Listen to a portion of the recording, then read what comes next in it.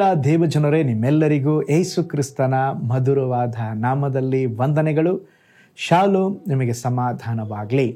ಈ ದಿನ ದೇವರ ವಾಕ್ಯದ ಧ್ಯಾನಕ್ಕಾಗಿರುವಂಥ ವಿಷಯ ದೇವರ ಆಶೀರ್ವಾದ ಭಾಗ್ಯದಾಯಕ. ಅದಕ್ಕೆ ಆಧಾರವಾಗಿ ಜ್ಞಾನೋಕ್ತಿಗಳ ಗ್ರಂಥ 10ನೇ ಅಧ್ಯಾಯ 22ನೇ ವಚನ. ಯೆಹೋವನ ಆಶೀರ್ವಾದವು ಭಾಗ್ಯದಾಯಕವು, ಅದು ವ್ಯಸನವನ್ನು ಸೇರಿಸದು. ನೋಡ್ರಿ, ಈಗ ಓದಿಕೊಂಡಂಥ ವಾಕ್ಯ ಭಾಗದಲ್ಲಿ ನಾವು ನೋಡುತ್ತಾ ಇದ್ದೇವೆ, ದೇವರ ಆಶೀರ್ವಾದ ಭಾಗ್ಯದಾಯಕ ಅಂತ, ಅದರಲ್ಲಿ ವ್ಯಸನ ಇರುವುದಿಲ್ಲ ಅಂತ.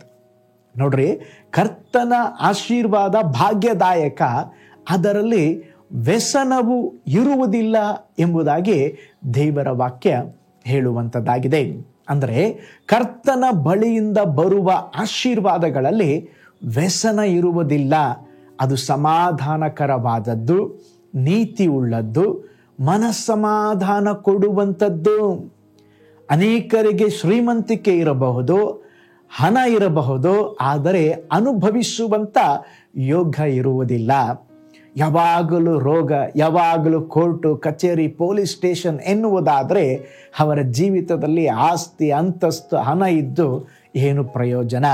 ಆದರೆ ಇಲ್ಲಿ ನಾವು ನೋಡ್ತೇವೆ, ದೇವರ ಆಶೀರ್ವಾದದಲ್ಲಿ ವ್ಯಸನ ಇರುವುದಿಲ್ಲ ಅಂತೆ. ನೋಡ್ರಿ, ಈ ಲೋಕದ ಆಶೀರ್ವಾದ ಅಥವಾ ಈ ಲೋಕದ ಪ್ರಪಂಚ ಪ್ರಕಾರ ಇರುವಂಥ ಕಾರ್ಯದಲ್ಲಿ ವ್ಯಸನ ಇರುವಂಥದ್ದಾಗಿದೆ. ದೇವರು ಕೊಡುವಂಥ ಆಶೀರ್ವಾದದಲ್ಲಿ ಸಮಾಧಾನ ಇರುವಂಥದ್ದಾಗಿದೆ.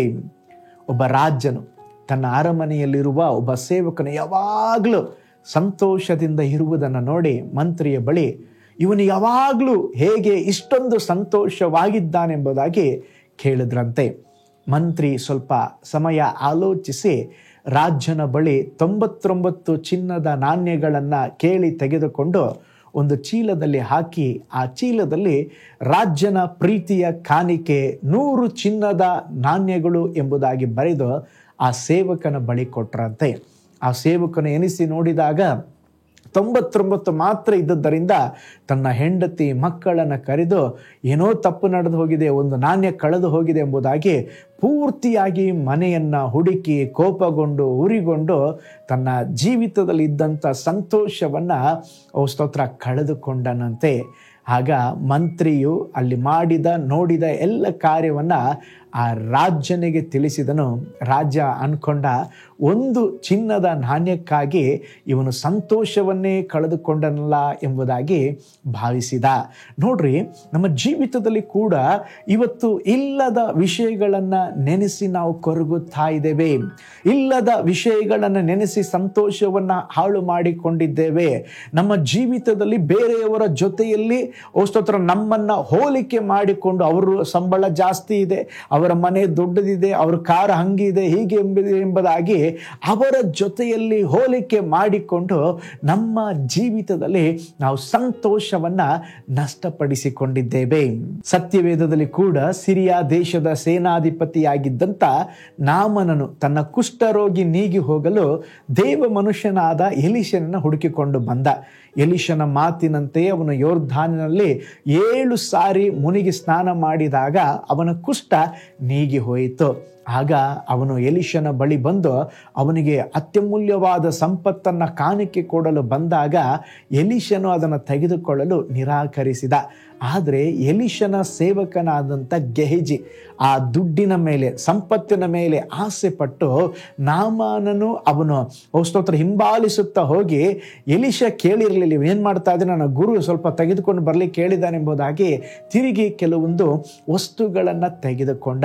ಅದರ ನಿಮಿತ್ತವಾಗಿ ನಾಮಾನನ ಕುಷ್ಠ ಹೋಗಿಬಿಡ್ತಾರೆ. ಆದರೆ ಆ ಕುಷ್ಠ ಬಂದ್ಬಿಟ್ಟು ಎಲೀಷನ ಸೇವಕನಾದ ಗೆಹಜಿಗೆ ಅಂಟಿಕೊಂಡಿತು. ಅವನು ಚೆನ್ನಾಗೇ ಇದ್ದ, ಅವನ ಯಜಮಾನನ ಬಳಿಯಲ್ಲಿ, ಗುರುವಿನ ಬಳಿಯಲ್ಲಿ ಎಲ್ಲವೂ ಇತ್ತು. ನೋಡ್ರಿ, ನಮ್ಮ ಜೀವನದಲ್ಲಿ ಕೂಡ ಅನೇಕ ಜನರು ಹೀಗೆ ಆಶೀರ್ವಾದವನ್ನು ಕಳೆದುಕೊಂಡಿದ್ದಾರೆ. ಇಲ್ಲದೇ ಇರುವ ಯಾವುದೋ ಒಂದು ಕಾರ್ಯದ ಬಗ್ಗೆ ಚಿಂತಿಸಿ ಹುಡುಕಿ ಜೀವನವನ್ನೇ ನಷ್ಟಪಡಿಸಿಕೊಳ್ಳುವುದುಂಟು. ಕರ್ತನು ಕೊಟ್ಟ ಕೆಲಸ, ಕುಟುಂಬ, ಅಂತಸ್ತು, ಪ್ರತಿಭೆಗಳು ಇವೆಲ್ಲವುಗಳಲ್ಲಿ ಸ್ತೋತ್ರ ತೃಪ್ತಿ ಹೊಂದಿ ನಾವು ತೃಪ್ತಿಯನ್ನು ಕಾಣುತ್ತಿದ್ದೇವೆಯಾ, ಅಥವಾ ಹಣದ ಆಸೆ ಎಲ್ಲ ಕೆಟ್ಟದನ್ನು ಮರಕ್ಕೆ ಬೇರಾಗಿದೆ ಎಂದು ತಿಳಿಯದೆ ಕೆಲವರು ಗೆಹಜಿಯ ಹಾಗೆ ಶಾಪವನ್ನು ಪಡೆದವರು ಇದ್ದಾರೆ. ಹಾಗಾದರೆ ಪ್ರೀತಿಯುಳ್ಳ ದೇವಜನರೇ, ಕರ್ತನು ನಮಗೆ ಕೊಟ್ಟಿರುವಂಥ ಬೆಳೆಯುಳ್ಳ ರಕ್ಷಣೆಯನ್ನು ನೆನಪಿನಲ್ಲಿ ಇಟ್ಟುಕೊಂಡು ಇಲ್ಲದ ಕಾರ್ಯಗಳ ಬಗ್ಗೆ ಯೋಚಿಸದೆ ಚಿಂತಿಸದೆ ದೇವರ ರಾಜ್ಯಕ್ಕಾಗಿ ಮಾತ್ರ ಚಿಂತಿಸುತ್ತಾ, ದೇವರ ಕುರಿತು ಚಿಂತಿಸುತ್ತಾ, ಸ್ತೋತ್ರ, ದೇವರನ್ನು ಸ್ತುತಿಸಿ ದೇವರಿಗಾಗಿ ಜೀವಿಸಲಿಕ್ಕೆ ಆರಂಭಿಸಿ. ನಿಶ್ಚಯವಾಗಿ ನಿಮ್ಮ ಸಂತೋಷವನ್ನು ಯಾರು ಕಳೆದುಕೊಳ್ಳಲಿಕ್ಕೆ ಸಾಧ್ಯವಿಲ್ಲ. ಹಾಗಿರುವುದಾದರೆ ಕರ್ತನೆ, ನೀನು ನನಗೇನು ಕೊಟ್ಟಿದ್ದೀರೋ ಆ ಕಾರ್ಯಗಳಲ್ಲಿ ನಾನು ಸಂತೋಷವಾಗಿರುತ್ತೇನೆ, ನಿನ್ನ ನಾಮವನ್ನು ಘನಪಡಿಸ್ತೇನೆ ಎಂಬುದಾಗಿ ಕರ್ತನ ನಾಮವನ್ನು ಘನಪಡಿಸ್ರಿ. ಒಂದು ನಿಮಿಷ ಕಣ್ಗಳನ್ನು ಮುಚ್ಚೋಣ. ಈ ನೂತನ ದಿನಕ್ಕಾಗಿ ನಾವು ಪ್ರಾರ್ಥನೆ ಮಾಡೋಣ. ಪರಲೋಕದಲ್ಲಿ ವಾಸ ಮಾಡುವ ನಮ್ಮ ತಂದೆಯಾದ ದೇವರೇ, ಈ ಸುಂದರವಾದ ಹೊಸ ದಿನಕ್ಕಾಗಿ ನಿನ್ನ ನಾಮವನ್ನು ನಾವು ಘನಪಡಿಸ್ತೇವೆ. ನೀನು ಒಳ್ಳೆಯ ದೇವರು, ಒಳ್ಳೆಯದನ್ನೇ ಮಾಡುವ ದೇವರು. ನಮ್ಮ ಜೀವಿತವನ್ನು ನೀವು ಆಳ್ವಿಕೆ ಮಾಡಿರಿ, ನಮ್ಮ ಜೀವಿತವನ್ನು ನೀವು ಆಶೀರ್ವಾದ ಮಾಡಿರಿ. ಈ ದಿನ ಕೂಡ ನಿನ್ನ ಮಕ್ಕಳು ಕೆಲಸಕ್ಕೆ ಹೋಗುವಾಗ ಬರುವಾಗ ಮಾಡುವ ಎಲ್ಲ ಕೆಲಸವನ್ನು ಕ್ರಿಸ್ತೇಶುವಿನ ಬಲದ ಮೂಲಕ ಮಾಡಲಿಕ್ಕೆ ಬೇಕಾದ ಕೃಪೆಯನ್ನು ಅನುಗ್ರಹಿಸ್ರಿ. ಎಷ್ಟೋ ಜನರು ಕಷ್ಟದಲ್ಲಿ, ದುಃಖದಲ್ಲಿ, ವೇದನೆಯಲ್ಲಿ, ಅನಾರೋಗ್ಯದಲ್ಲಿ ಇದ್ದಾರೆ. ಮುಟ್ರಿಯಪ್ಪ, ಅವರ ಜೀವಿತದಲ್ಲಿ ಒಂದು ಬಿಡುಗಡೆಯನ್ನು ಕೊಡ್ರಿ. ಅದ್ಭುತ ನಡೀಲಿ ಯೇಸುವಿನ ಹೆಸರಿನಲ್ಲಿ ತಂದೆಯೇ, ಆಮೇನ್, ಆಮೇನ್. Praise the Lord. ಕರ್ತನು ನಿಮ್ಮನ್ನು, ನಿಮ್ಮ ಕುಟುಂಬಗಳನ್ನು ಬ್ಲೆಸ್ ಮಾಡಲಿ. ನಾಳೆ ಮತ್ತೊಂದು ದೈನಂದಿನ ಜ್ಞಾನದಲ್ಲಿ ನಾನು ನಿಮ್ಮನ್ನು ಸಂಧಿಸ್ತೇನೆ. ನಾನು ನಿಮ್ಮ ಪ್ರೀತಿಯ ಸೇವಕ pastor Paul Joy. God bless you all.